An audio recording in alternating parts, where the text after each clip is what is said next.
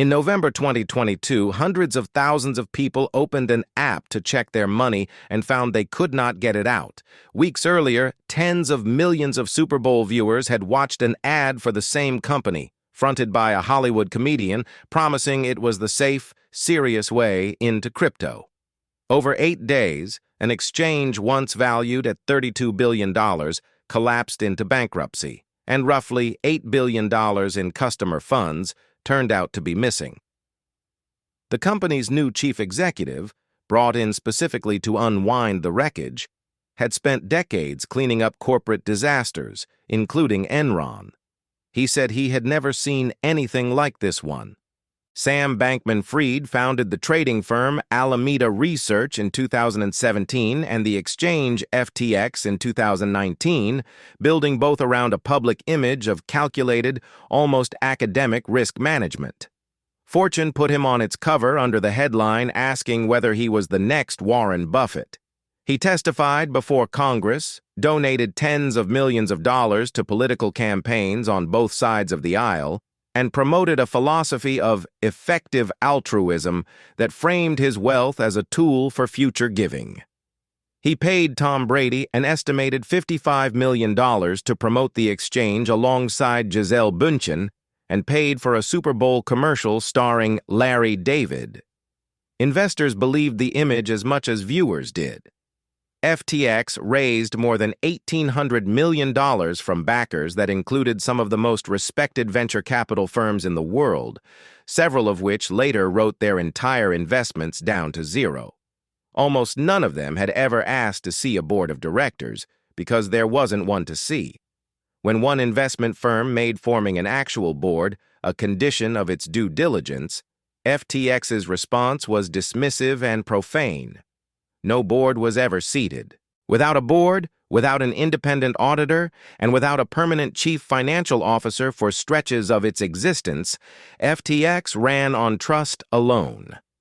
Alameda Research held a special exemption inside FTX's own trading software that let it overdraw its account by billions of dollars without ever triggering the automatic liquidation that applied to every other customer, effectively giving Bankman-Fried's private trading firm an unlimited line of credit funded by FTX depositors.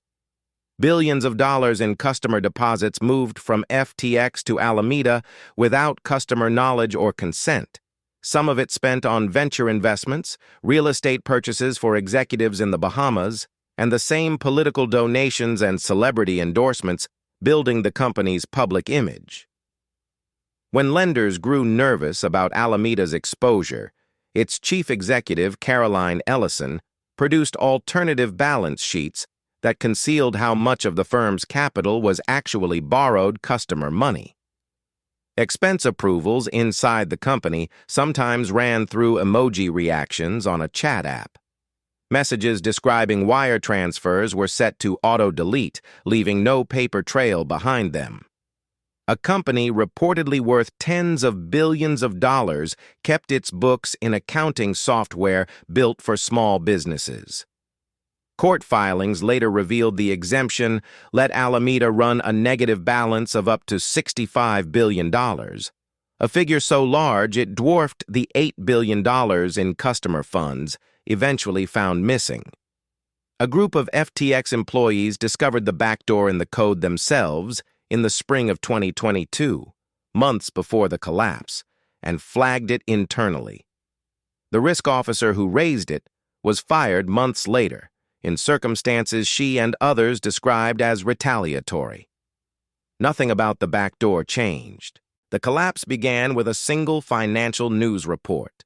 On November 2, 2022, a report revealed that a large share of Alameda's balance sheet consisted not of cash, but of FTT, a token created and controlled by FTX itself. 4 days later, the chief executive of rival exchange Binance announced he would sell his firm's entire FTT holdings, citing recent revelations. The price of FTT crashed, and customers rushed to withdraw funds from FTX before it was too late, pulling more than $6 billion out of the exchange in 72 hours. A last-minute rescue agreement with Binance collapsed within a day, after Binance said its own review of FTX's finances had raised too many concerns to continue. On November 11, 2022, FTX filed for bankruptcy. The company's new chief executive, John Ray, who had previously overseen Enron's bankruptcy, wrote in his first court filing days later that he had never, in decades of corporate cleanup work, seen this complete an absence of trustworthy financial information, calling it a level of failure worse than Enron itself. A month after that, testifying before Congress, he reaffirmed the comparison and put the failure in the plainest terms he had. This was just old-fashioned embezzlement. Bankman-Fried stood trial in October 2023 on charges of wire fraud, securities fraud, commodities fraud, and money laundering. 3 of his closest deputies, including Caroline Ellison, had already pleaded guilty and testified against him, describing in detail how customer funds were diverted and how records were altered to hide it. Bankman-Fried took the stand in his own defense and argued the shortfall was sloppy bookkeeping rather than theft, testifying that he believed Alameda was permitted to borrow FTX funds under the company's own terms.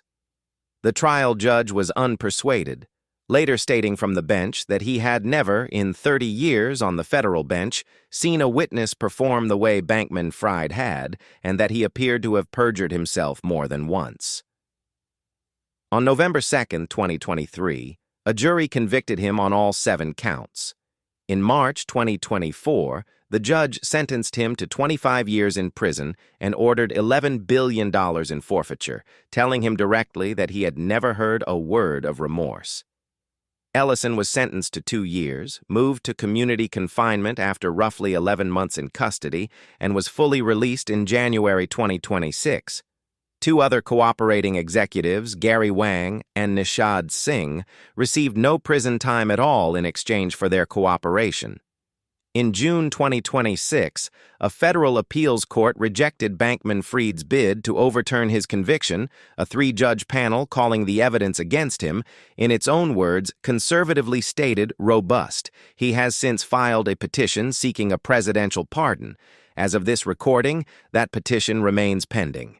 In an ironic footnote no control system can take credit for, the bankruptcy estate later recovered enough value from FTX's remaining assets, boosted by a rebound in crypto prices, to repay most U.S. customers the full value of their claims as measured back in November 2022, with smaller claimants receiving more than that original balance.